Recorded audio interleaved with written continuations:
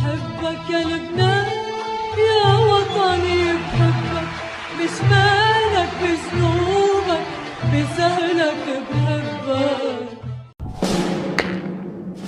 May 2018. Palestinians and Israelis mark 70 years of conflict in the Middle East. Israelis celebrating the opening of the US embassy in Jerusalem. What a glorious day. Remember this moment. Palestinians running for their lives, protesting against the Israeli blockade on Gaza, which has made their lives unbearable. In 2 months, more than 100 Palestinians were killed by Israeli snipers. Children, paramedics, journalists. These people were shot in the back, in the head and limbs with live ammunition. Israel blamed Hamas. The Hamas terrorist organization have sent their women and their children as a ploy to hide their true intentions. The Israelis, however, seem to see the Palestinians as a sideshow. And here's what we got. They're much more obsessed with getting the world to focus on the supposed threat from Iran. Iran lied. I'm Mehdi Hassan, and I've come here to the Oxford Union to go head-to-head with Danny Ayalon, who served as Israel's Deputy Foreign Minister, Ambassador to the United States, and advisor to Prime Ministers Sharon, Barak, and Netanyahu. I'll challenge him on whether Israel's shooting of Palestinian protesters is moral or legal, and I'll ask him not only about Iran's nuclear program, but Israel's own nuclear weapons. Tonight, I'll also be joined by Professor Avi Schleim, the renowned Israeli-British historian, Paul Charney, chairman of the UK Zionist Federation, and Diana Boutou, the Palestinian lawyer and former advisor to the PLO.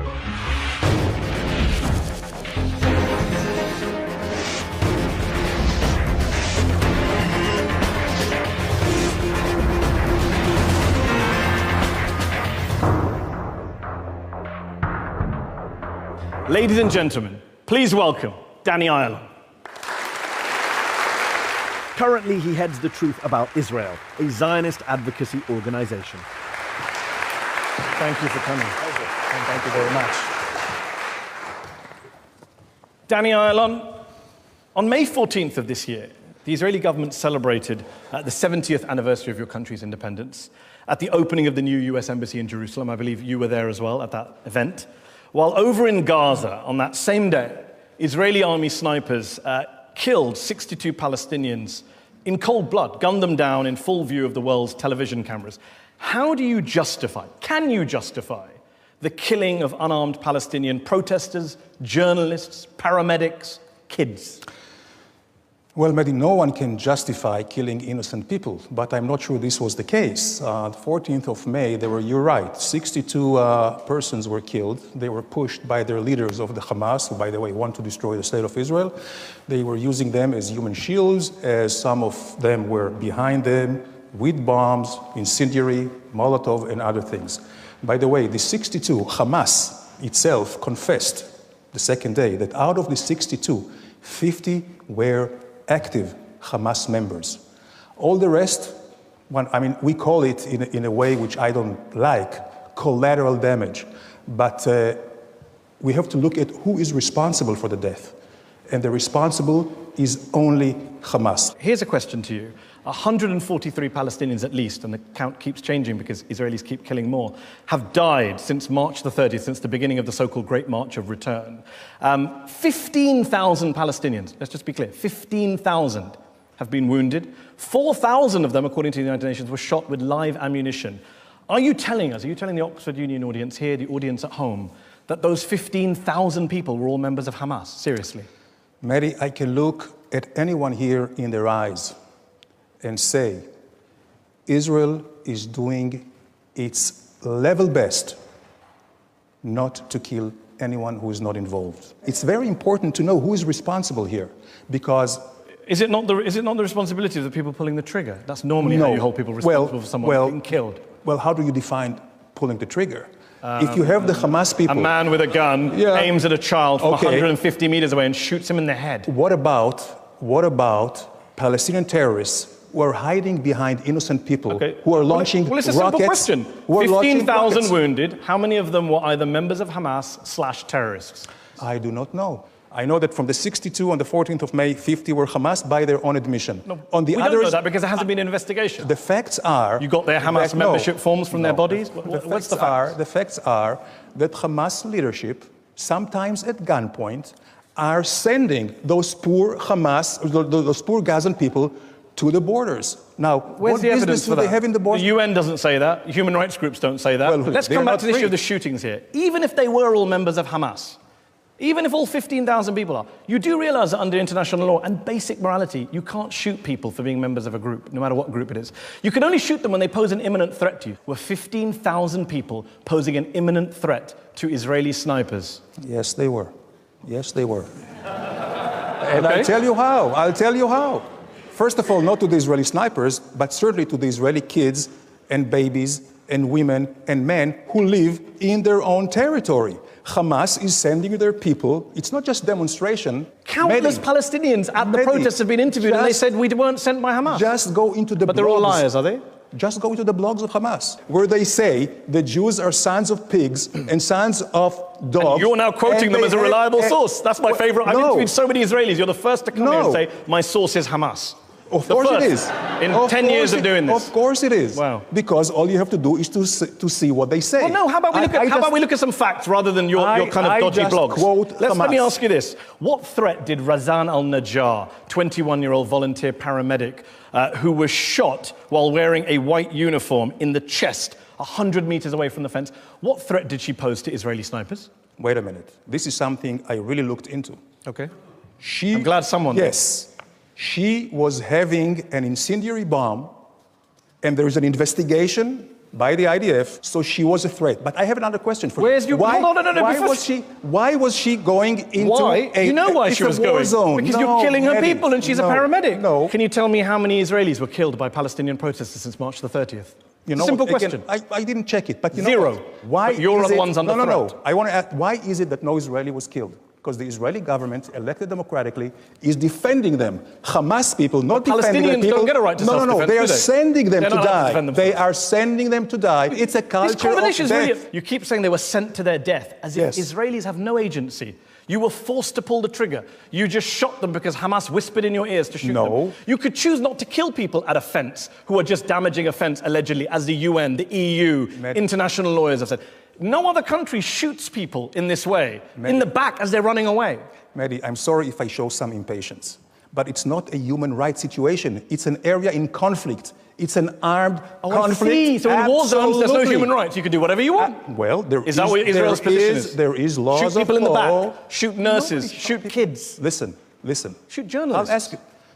You have our border. You have thousands of people stampeding over to your borders with knives in their hands, with bombs, and you know that you have kindergartens, journalists schools, and eyewitnesses say there were not thousands of people with bombs. That is a false statement, Danny, and you know it. Out of these thousands, it's enough that one has a bomb. Okay, but so I'm glad you've gone from thousands to one. But no. We're getting somewhere. No, you're putting words in my mouth. I'm putting your own words in your own mouth. No, you said thousands went with knives. No. I'm saying that's not true. Do you stand by that statement? Do you stand by that statement? You know what? I said something else. I said, even if there was one, there were 1,000, but even if there was one, I say you are wrong. You say this 21-year-old nurse, Razan al-Najjar, had a bomb. No evidence of that. Eyewitnesses say not true. It is still under investigation. There's videos of her holding her hands up. Let me ask you this. Yasser Murtaja, journalist, 30 years old, shot in the stomach by an Israeli sniper. He was 250 meters away from the fence. Why was he? What knife did he carry? What knife was he carrying? You can quote hundreds of names.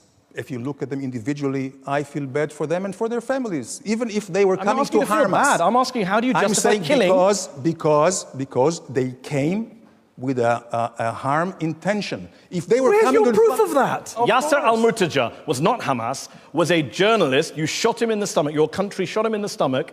And you claim he had a hurtful intention. That's an outrageous claim to make someone who was dead without any evidence. That's literally smearing the dead. Anyone who goes into a war zone knows exactly what he's doing. What is a war zone? When they come and attack us, it's a war zone. He wasn't attacking you. If you pull a gun, you aim at someone, you shoot them. Remember, the Israeli military bragged on Twitter, we know where every bullet landed. Mehdi, you go around the circle to the same point. And the point is that we have a border You don't have a legitimate border. You don't have when a border, they try Danny. to cross it, Danny, not Gaza with flowers, is occupied territory. Not with candies, this nonsense that you have a but with border bombs is absurd. Listen, well, Gaza is I'm occupied sorry. territory. I'm The sorry. people there are living in an open-air prison camp, and you're saying it's a border. I beg to differ. Gaza You is beg to not differ with the United occupied Nations, territory the European because Union, Gaza was the International handed Criminal to- Court, every no. Western government. The You are International fine. Committee for the Red Cross says Gaza is being treated with collective punishment. That's the view of the ICRC. Can I ask a question? Does Israel control Gaza's borders, airspace, and territorial waters? Yes or no? No. Who No, does? no. Really? Israel, no. Wow. Because I'll You're just tell going to you. come here and say barefaced falsehood. No, the things So are not fishermen who yes go and beyond no. 6 miles and get Listen. shot, they just imagine the bullets hitting them. Listen, the blockade is because the Didn't actually blockade ask is about the because blockade, but I'm glad you brought that the out. Hamas The World Bank is says you're killing strangling us. Palestinian the territories with Hamas the blockade. is killing and want to kill us, and they say we want to blot Israel off the map. We don't want any Jews there, and this is the main problem. Your former boss, Avigdor Lieberman, Israel's current defense minister, founder of your party. You raise now a touchy issue. Okay. I would well, he's the to defense. refer to me as my former boss. He is your former boss. He's also the current defense I'm minister. not of in the Israel. party anymore. Okay. Independent. Please let it be recorded. He said, quote, "There are no innocent people in the Gaza Strip to justify the killings." Do you support that statement? Listen, I'm not in the government. I do not support Lieberman. I do not support many things he says. I don't think that there are not innocent people in Gaza. There are, but they are subject to the terror of Hamas. And they are sending them into the border. And when General Zvika Vogel, former head of Southern Command, said in April, if a child or anyone else gets close to the fence, his punishment is death. Do you support that death penalty for anyone who comes near a fence? I don't agree to that, except if he is holding a weapon. Mohammed Ibrahim Ayub, 14 years old, was not holding any weapon. Israeli sniper shot him in the head. Did he deserve to die? No one deserves to die. So why did the Israeli sniper shoot him in the head? Unless they aim to kill. He wasn't aiming to kill, so why was he shot in the head? I'm not sure. If you look at the facts. What are the facts? The facts I mean, there's no transparent investigations. You don't allow any international investigators in, and then you say, trust you, that the nurse had a bomb and a 14-year-old guy was going to kill a sniper.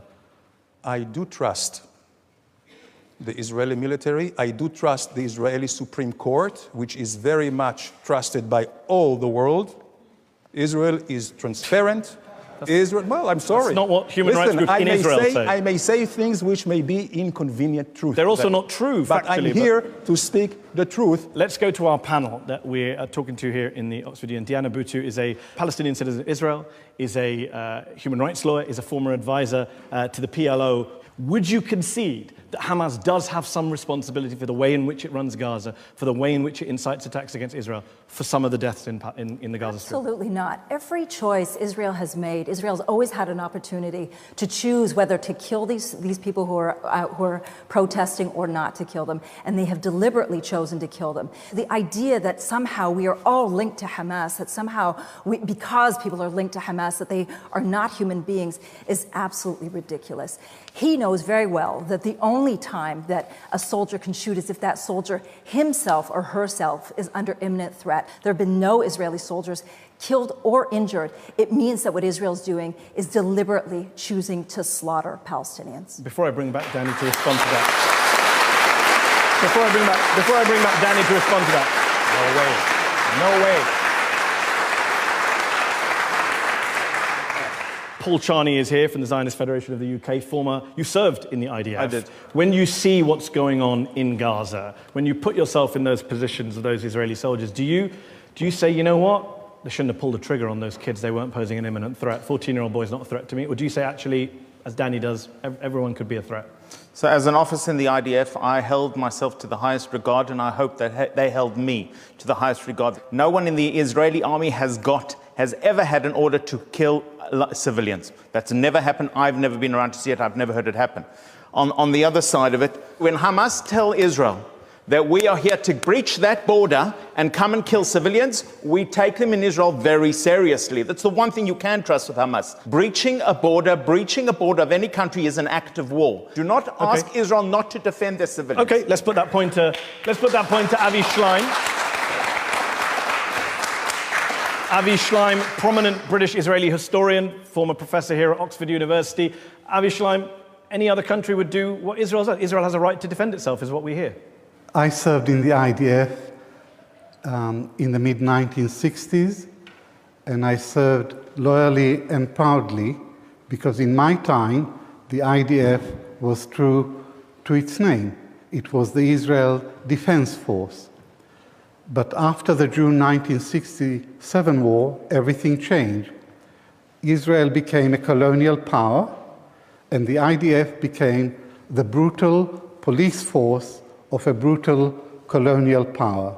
But there is absolutely no self-defense justification for Israel's brutal policies in Gaza over the last 11 years. A whole series of war crimes were committed, and Israel continued to commit war crimes in Gaza in every successive vicious assault on the people of Gaza, not on Hamas. Isn't that the problem that Avi points at? That you keep saying, Israel has a right to defend itself, Israeli families have a right to defend itself. But when you look at the numbers, over the last 10, 15 years just alone, the ratio is phenomenal. It's like Gazans who are being killed, not Israelis, in their thousands. 500 kids killed in one summer bombardment. The ratio speaks of the ruthless cruelty of the Hamas leaders.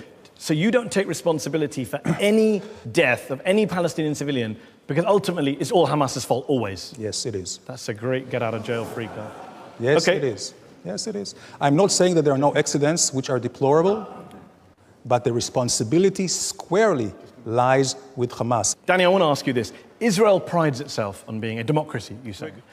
Supposedly the only democracy in the Middle East. Yet in recent years, even Israel's own human rights organizations are saying democracy there is under assault from a series of authoritarian, racist, far-right laws. Israel is a democracy, rule of law. 2 our leaders were thrown into jail. And you know what? It was an Arab Israeli who threw the president of Israel into jail. When the Knesset, the Israeli parliament, passes the boycott law, which makes any Israeli organization that calls for a boycott against Israel liable to be sued for damages, the Nakba law, which cuts state funding from any organization which marks the country's Independence Day as a day of mourning, the NGO law, which targets quote-unquote foreign-funded human rights organizations. One parliamentarian in Israel called it a semi-fascistic law that harms democracy and is reminiscent of Putin's Russia.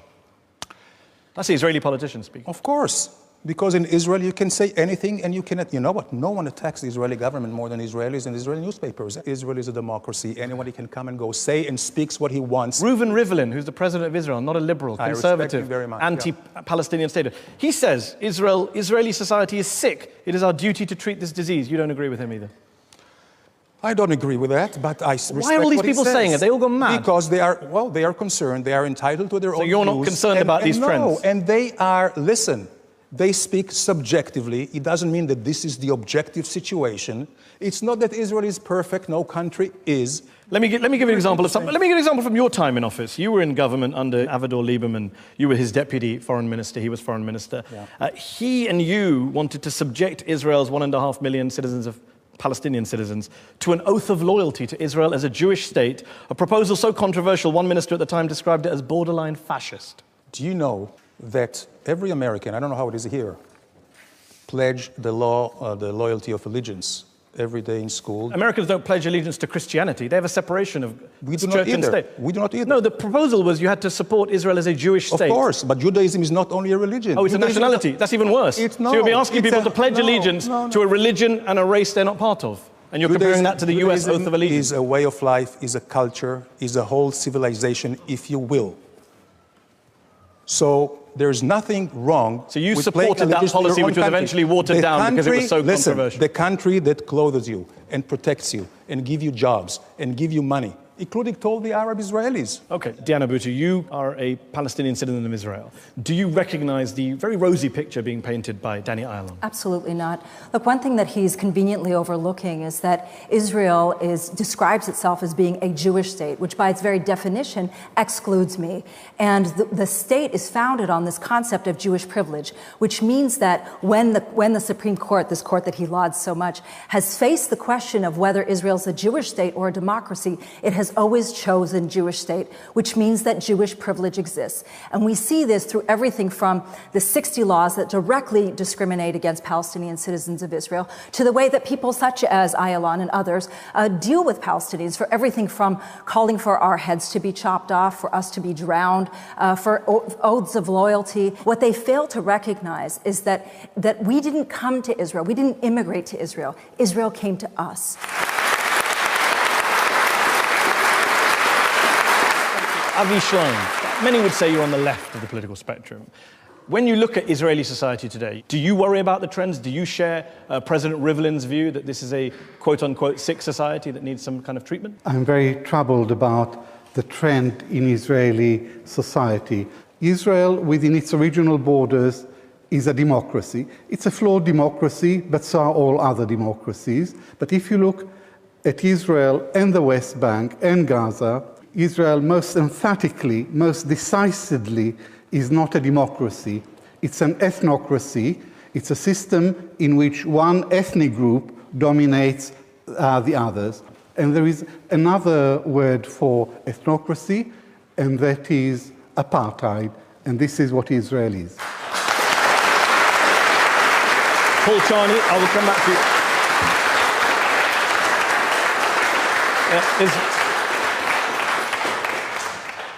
I'm going to ask you two questions. One is the same question I asked Avi. Are you worried about the trends in Israel? Does that worry you at all?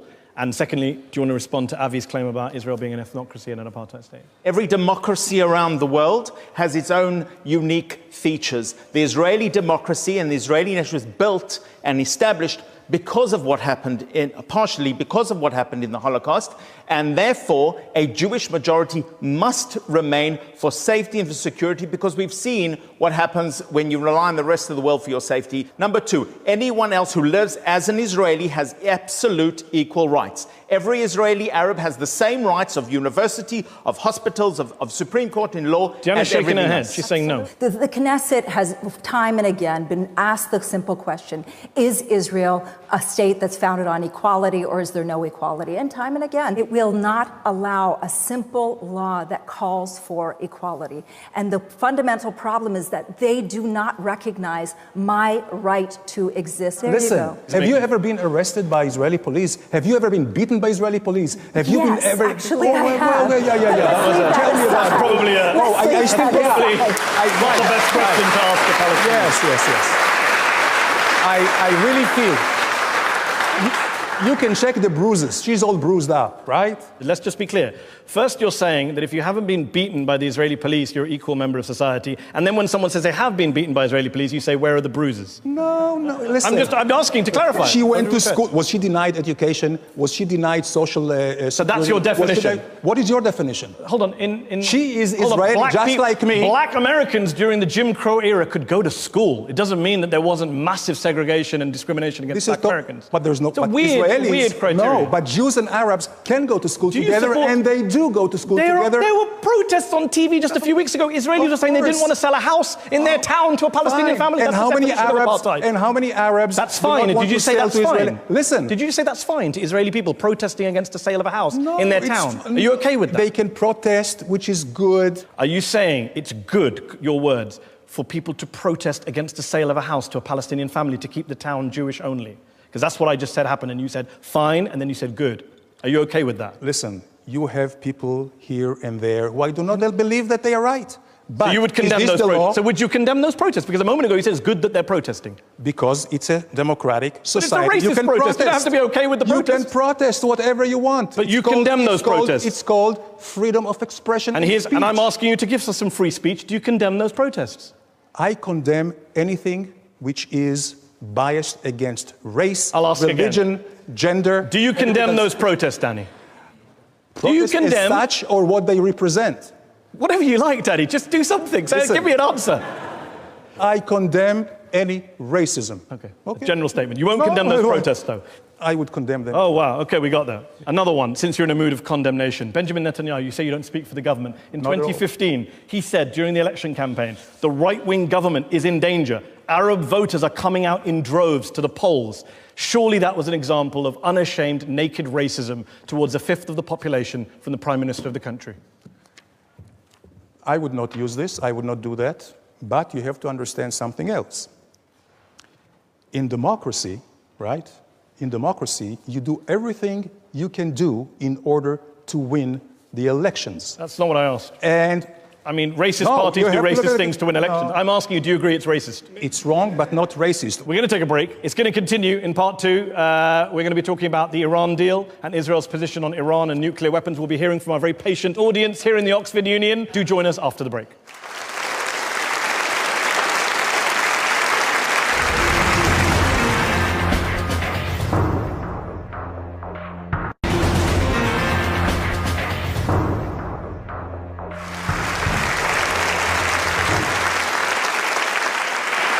Welcome back to Head on Al Jazeera English. I'm joined this week by Danny Ayalon, former Israeli Deputy Foreign Minister, founder of the group The Truth About Israel.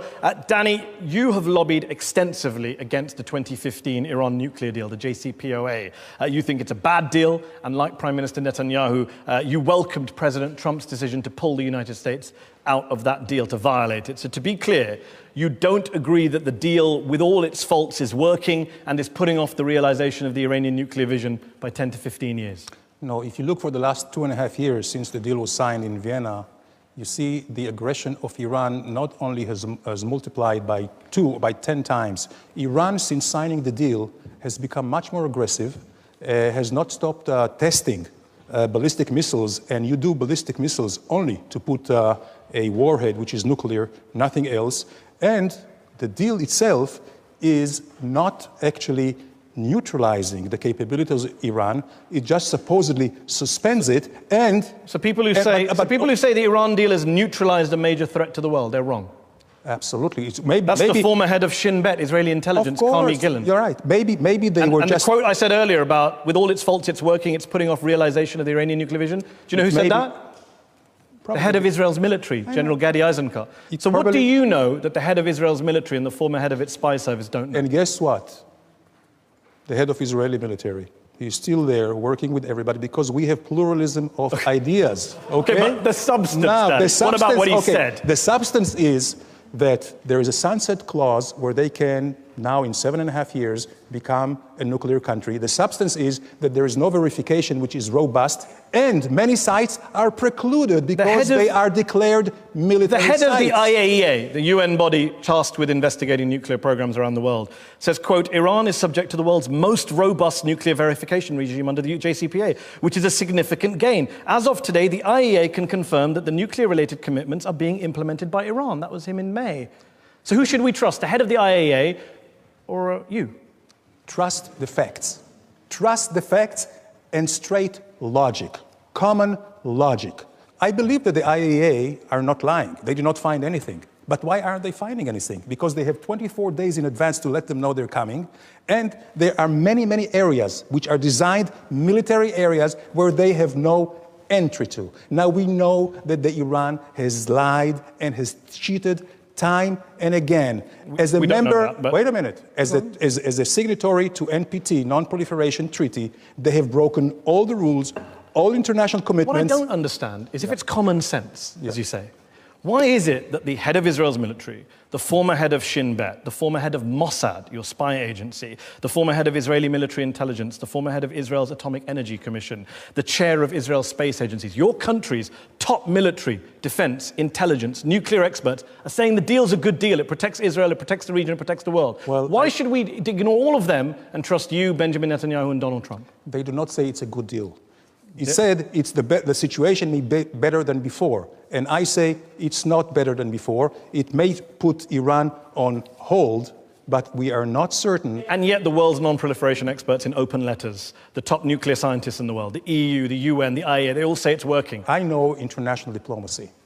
There's nothing which is more hypocritical and cynic. There are some interests who are in between. I can tell you that until 1938, most people here said Germany, Nazi Germany, is not a threat. Okay. Were they all wrong? Yes, they were all wrong. Well, isn't the problem? Are they all wrong now? It's funny. Yes, they are. It's funny you talk about predictions. In 1992, your prime minister said Iran was 3 years away from building the nukes.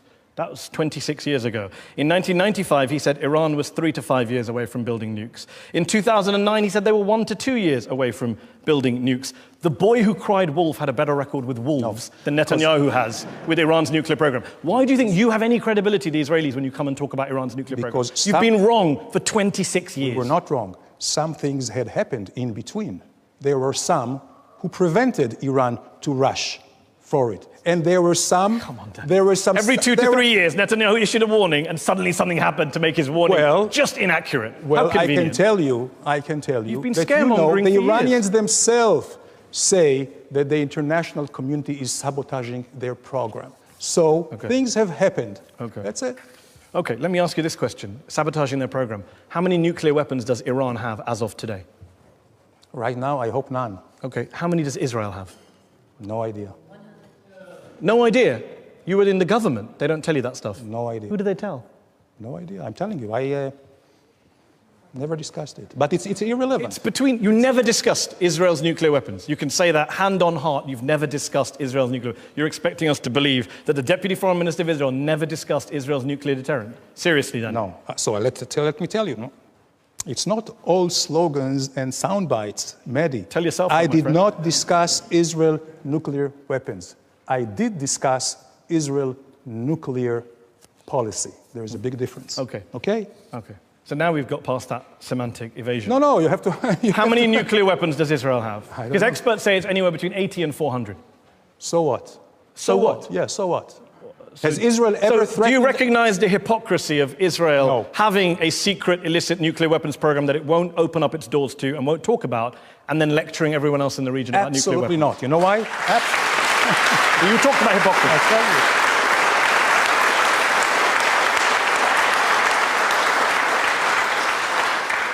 So let's start with the legal and formal. Yeah.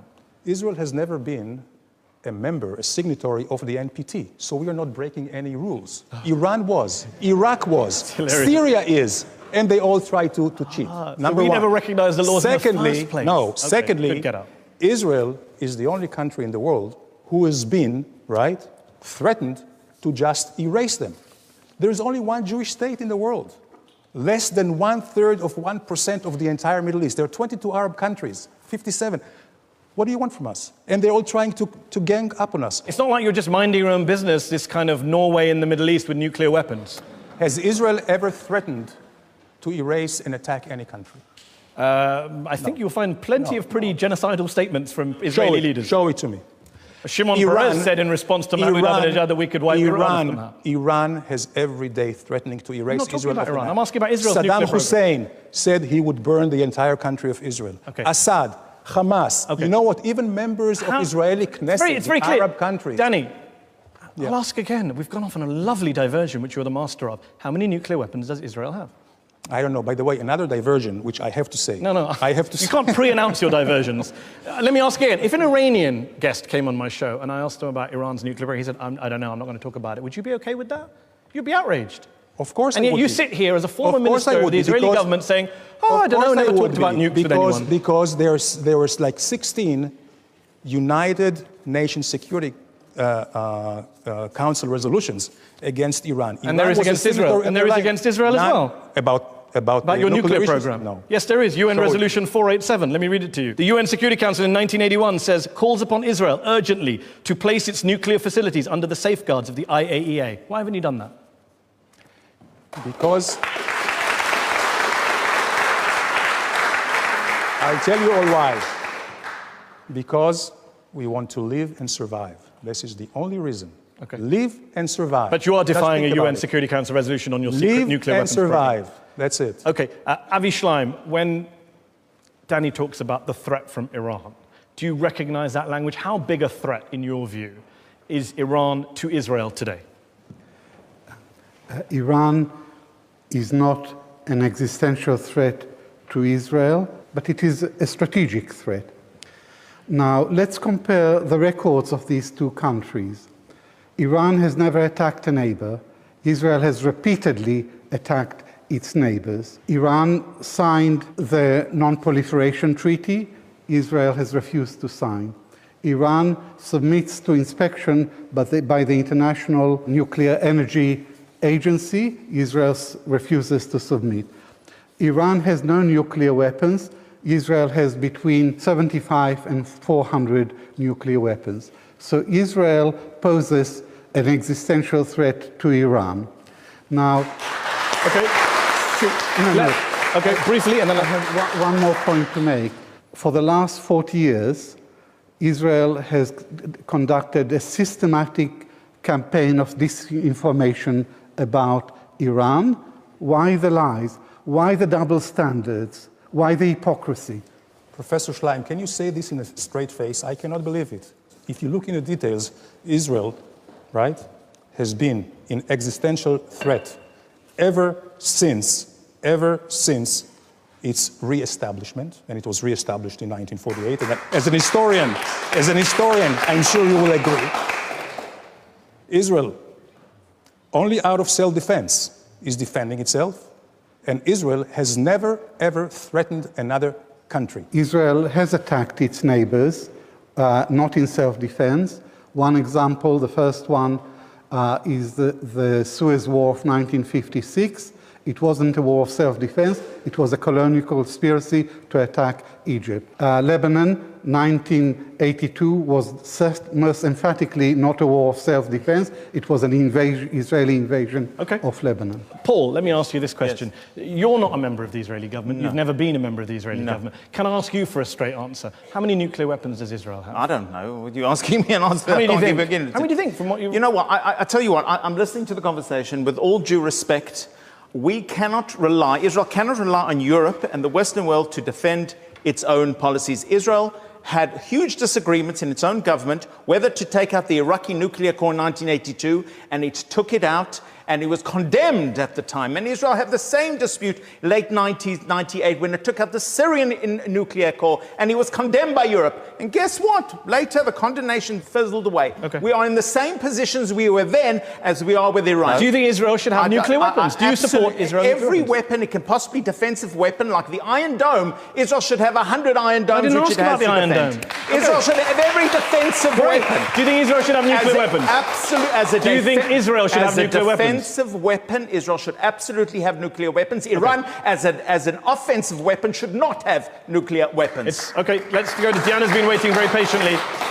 There's a difference between offensive Iran and defensive Israel when it comes to nuclear weapons in the Middle East. Look, what I think we're getting to is that Israel is saying that it is above the law. And it does this time and again. It says that it has a right to attack countries, which it did when it came to Iraq, when it's come to Syria, when it's come to Lebanon, when it's come to the Palestinians. And it's also saying that it has no reason, it has no right to be subjected to the law. Diana says you're above the law, and you yourself said we didn't sign the NPT. Let me ask you this question. If Iran tomorrow withdraws from the NPT, will you stop talking about Iran? Because they're in your boat. They can do what you do. Exactly. Right? No. Isn't that the logic of your position? Because they want nuclear capabilities for offensive measures. If Israel... And again, I'm not at liberty to say anything about this subject. But if Israel has it or not, it is a defensive one. And the Palestinians... Because you say it's defensive. They would say it's defensive. No. Everyone will get nuclear weapons and say it's for defense. By the way, I hope Ms. Bhutto is not suicidal. Because if Iran, with a nuclear weapon, throwing it on Israel, you and I will die at the same time. You know. Okay, well, let's go to the audience who've been waiting very patiently here in the Oxford Union. Let's start with the gentleman here in the front row. I'd like to ask you, Mr. Ayalon, about Israel's denying access to healthcare for people in Gaza. Last year, according to the World Health Organization, 54 people died in Gaza because they had not got to the treatment they needed to in the West Bank and sometimes beyond. 46 of those had cancer. Many of them were women. 11,000 medical appointments were missed last year after Israel refused to allow people to get to that treatment. Is that not unconscionable? If that had been true, absolutely unconscionable. But it's completely not true. Israel is actually piping into the Gaza everything which could help the Shifa and all the other hospitals and clinics, by the way, which the Hamas is using them as a base to launch. You know that since we left Gaza, 11,800 bombs were launched on Israel. He asked a question about 44 cancer patients, World Health Organization figures. That's all made up, according to you. You know what? I don't even know, because but I can tell you, there is a policy, right? There is a policy to help anyone in need, and we have proven it. Why don't you go to Hamas and ask them, why don't they stop their terror, and then Gaza will be open to the world? When we left in 2005, we invested there, millions of dollars. They burnt everything. Why? Okay, let's go to this gentleman here in the blue shirt. Thank you. The Great March of Return protests were ostensibly organised in support of the notion of a right of return. My question is to what extent does the propagation of a notion of Palestinian right of return by the international community serve to perpetuate and prolong rather than create a solution to the Israeli-Palestinian conflict? Right of return, Mehdi, is euphemism. There's no right and no return, because you're talking now about fifth and fourth generation of displaced people, and according to international law, they should have been naturalized by the countries who received them. There were 20 million refugees in Europe, Czechs, German, Polish. You don't hear about this problem. There were 890,000 Jewish refugees from Arab countries. You don't hear about them. The problem is, again, and I do not blame Ms. Bhutto, the Palestinian people. I feel for them. It's successive Palestinian leadership who betrayed you. Since you mentioned Ms. Bhutto, Diana, no right, no return under international law. Is that correct from your point of view? First of all, there is a right of return, but using his same logic again, then we wouldn't be talking about, as he put it, the re-establishment of a Jewish state. If we're talking about the re-establishment of a Jewish state, then it would have been that Jews also didn't have that right as well.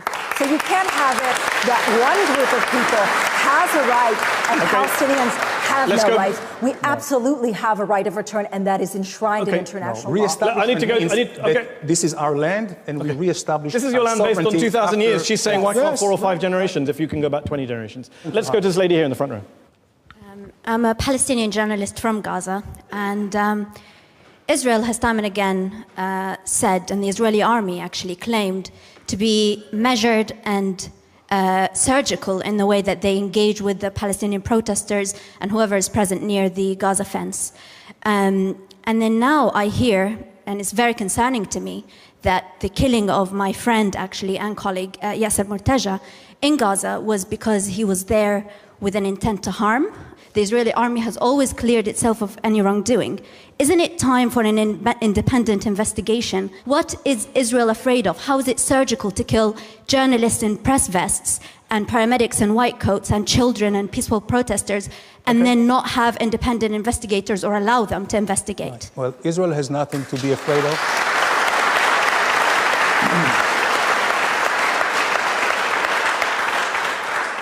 Israel has nothing to hide, and by the way, I really appreciate the fact that you came from Gaza out here, which is fine, which is very nice.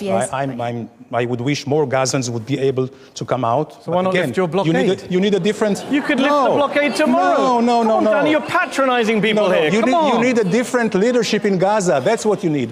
With a different leadership in Gaza, more of you could come out. Is it time for an independent investigation if you've got nothing to hide?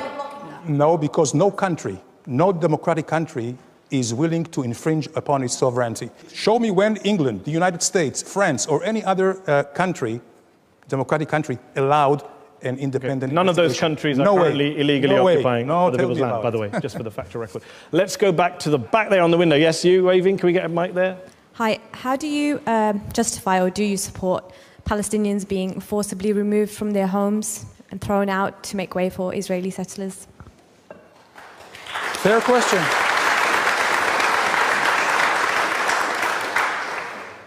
I do not approve Palestinians being forced out of their homes, as I do not approve Jews being forced out of their homes. And the Israeli government did both, I can tell you that. But again, there is a rule of law. And sometimes if you build things illegally, the government comes and tells you, well, it's illegal. They do it to Jews and they do it to Arabs. Full stop. They don't demolish dozens of houses in one go as collective punishment for any Jewish Israelis, and you know that. Well, they You're just saying stuff that's false. They would do it had they built it illegally, and they have done it. Okay, but they also destroy houses. The families of quote-unquote terrorists are destroyed by Israel. And yet when an Israeli terrorist kills a Palestinian, his family's home is never destroyed. Funny that, but it's not apartheid. No, it's a matter of deterrence. Okay. Jews do not Jews don't need deterrence. Only Arabs do not go as terrorists. terrorists. You know, you have one... Wow, did you say there's no Israeli terrorists? There's no Jewish terrorists? There are, but not as a culture. Oh, not the Palestinians as a culture? Absolutely. Absolutely. Okay, I'm just going to say, Diana Bhutto, I'm going to ask you to respond to that. No, wait a minute. I want you're to say... from a culture of terror, apparently. This is the problem. You know, we're dealing with people and a former representative of a government that uses racist language and that has adopted racist language and will continue to use racist language. I can't believe that we are in any way giving him a platform. Do you want to respond and clarify what you meant by a culture of terror? Of course I want to respond, because if you send your kids to schools where they are taught to kill Jews, when you have summer schools with Palestinian kids go with straps, you know, like a make-believe suicide bombs, this is a culture of terror. And had you been looking into this... All right. Yes. And when you hold on, just I've just got to make the point, because you love always saying, what about this, what about that? Let me do it for once. What about Israelis sitting with popcorn on top of their houses watching Gaza being bombarded? Is that not a culture of Of hate? Of death? No. Okay. Lady here was waiting. Currently, according to Israeli human rights group B'Tselem, approximately 315 Palestinian children are being held in Israeli prisons. While being arrested and held in detention, these children have no access to lawyers, cannot have a family member present while being questioned, and often are coerced into signing documents in Hebrew, a language that they do not understand. How do you justify continuing the imprisonment of children? Everyone... First of all, I do not agree. People who are over 16 are not children. And when they become with daggers and bombs, they are not innocent. There are children under 16 being detained by Israel, and you know that, don't you? You know what? When the IRA was attacking you in London, they were under 14 age so your argument in British prisons. And you expect me to sit here and defend the British government's treatment of Irish communities? No, Maybe you've never read I'm anything just I've saying, written. a killer is a killer. Two wrongs don't make a right, but okay. A killer is a killer. A killer is a killer. She literally talked about children in jail, and your response was a killer is a killer. None of those children are killers, but okay. Let's go back to the audience. The lady here in the black shirt. Yes, wait for the microphone to come to you. I'm very confused about something, and I'd like some clarity. If Israel is an apartheid state, how come there are Christians, which I really appreciate being a Christian, serving in the IDF, and Bedouin, and also Druze? I'm not talking about Jews, I'm talking about the Druze. Okay. How does that work? The two people who made the claim about apartheid are Diana and Avi Schleim. Would one of you like to respond to the lady's question about how can it be apartheid if there are Christians and Arabs and Bedouins serving in the IDF? The question is whether the system is apartheid, and it is an apartheid state. And the fact that we are sitting here, and while we're sitting here, Danny has greater privileges in that country than I do, makes it an apartheid state. Okay, we're going to go back to the audience. We're going to go back to the audience. Gentleman there with the jacket, yes? The question is very simple. Do you think the days where everything Israel does and everything it says by both the Muslim community and many other people are coming to an end, where in fact there's going to be greater support for Israel, as we're seeing even now in the United Nations? Thank you. Thank you. Well, I would say that certainly we see shifting grounds. I would say most of the Arab countries today, certainly all the great Muslim countries, see Israel as the solution to the problems and not the problem. They see the Palestinians as the problem. Gentleman in the beard who's been waiting for ages, last word. Thank you, Mehdi. My question to Danny is, isn't it true that the two-state solution is dead because of Israeli illegal settlements in the West Bank and its apartheid walls? Because Israel always blames the other side and doesn't take any responsibility. So should we just forget about the two-state solution and think about an alternative or one-state solution? Thank you. I, for one, do not think so. I do not think so. I think... You think there can still be a two-state solution? I hope so. I think what killed the two-state solutions is the Arab refusals for any compromise. For them, it's all or nothing. And secondly, when the roadmap to peace came, I was one who was privileged to be a part of writing it. It talked about 2 states for 2 peoples. I do not see the Palestinians who talk about 2 peoples. They're talking about 2 states. What does it mean? 2 Arab states? The problem is, again, I'm telling you. Hold on. Successive... You want 2 states for 2 peoples. Who are the 2 peoples? Jewish people and Palestinians. So there shouldn't be any Palestinians in Israel, is what Of course not. No, of course they are. You literally just said 2 states for 2 people. Of course, but the Jewish...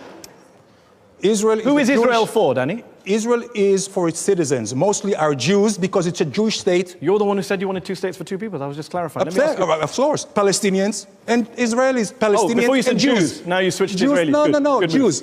And doesn't mean that non-Jews cannot live there. Can I ask a final question? I just want to ask a question about you. Ehud Barak famously was asked, what would he have done if he had been born a Palestinian? And he said to the reporter, I probably would have joined a Palestinian militant group to fight against Israel for my freedom.